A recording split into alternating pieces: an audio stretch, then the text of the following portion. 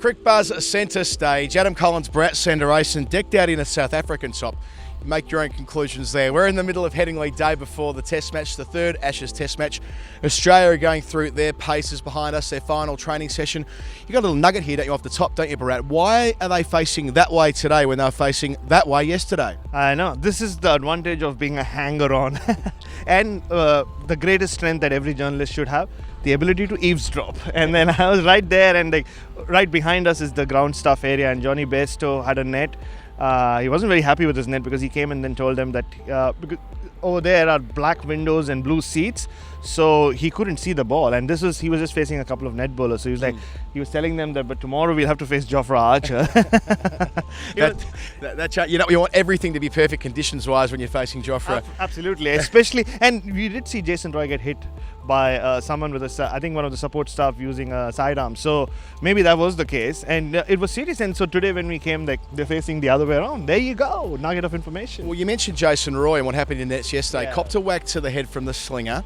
He did have to go through the concussion test. There's been a lot of speculation around where Roy should bat. Yeah. Trevor Bayliss, the England coach, wants him at 4. Joe Root said today wants him to open, expects him to be fit. Although Ollie Pope, the Surrey batsman that made 201 not out in a county championship game that finished today, he's coming up on standby. So it's not completely outside the realms of possibility that Roy might miss. Yeah, Trevor Bayliss and Joe Root are like a married couple, right? They're always arguing about batting positions. Like Bayliss wanted Root at 3. He said no, and finally said, okay, I'll bat at 3. Similarly with Roy, he came and publicly said that, he's a number 4 batsman who's made to open. And Joe Root today almost, I thought, just stopped short of claiming that he was the one who got Jason to open, and he backed him as well. So he sounded very confident that Jason Roy will play tomorrow, because even yesterday it was a bad blow. I watched it, but he recovered pretty quickly. But now, as we know after the last week, Adam, you get hit on the head, you will have to undergo a concussion test whether you like it or not. Here is the England captain talking about Jason Roy, where he might bat, and the injury he acquired at training yesterday.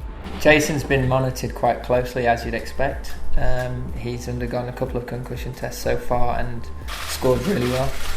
So as it stands, fully expect him to be fit and ready to play tomorrow. I obviously think he should open, otherwise he'll be batting at 4.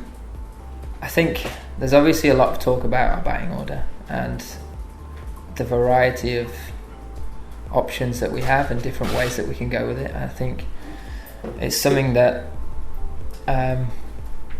at no stage are we trying to reinvent the wheel, but it's something that we've got to play to our strengths with, and we've got to be quite flexible with. And it might be that over the course of the series it looks different at different times, but I feel that Jason can have a real big impact at the start of a game or start of an innings. It might not have happened just yet, but fully expect him to go out and be able to do just that. One other thing I'll note from the nets, Jofra Archer was doing a Stephen Smith impersonation with his batting, doing the lightsaber leaves, even little quirks, the way that Smith starts. Jofra was doing it all. So maybe if he walks out tomorrow and looks like he's Stephen Smith at the crease, do not be completely surprised. From an Australian perspective, Smith won't be there. We learnt that news yesterday. He failed his concussion test. Labuschagne into the side, but they're yet to really land on what their bowling combination will be. I'm backing Michael Neser to play. He's sitting right there. I hope he can hear us there. But I am backing him to play at least one test in the series. You know that call. I've been saying this from the start. But as of now, it looks like Pattinson coming in for Siddle, because with Hazelwood, they have the guy to provide control. And Siddle did leak a few runs at the start. He bowled really well. Very unlucky as always. Catches drop. But he has played 2 back-to-back tests now. And he is 34. He's fit. Vegan. Read up about that, but maybe it is time to give Siddle a break. And someone did ask Tim Paine about Pat Cummins, and apparently he's holding up well, so that's good news for them. So Pat Cummins continues, and I think Pattinson comes in. We saw Stephen Smith there doing laps behind us here as part of his recovery after that concussion at Lord's. Jofra Archer was a talking point at the Tim Paine press conference as well. How do you play him? How do you equip yourself to play fast bowling like that? Here was Tim Paine talking about the challenge they have ahead of them against a second test match player who already looks the goods.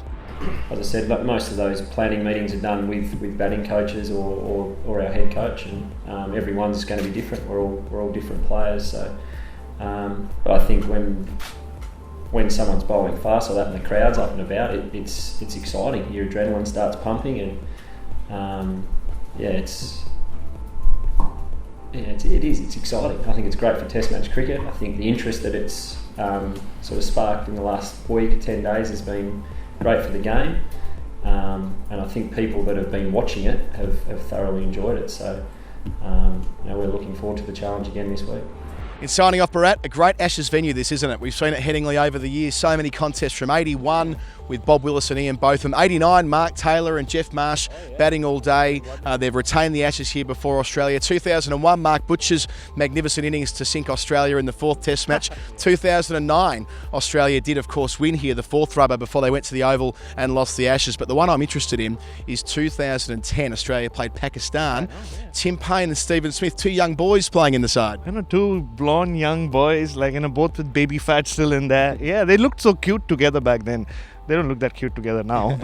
but yeah, interesting. Tim Paine spoke about that as well, that the only test match he has played in Headingley is against Pakistan.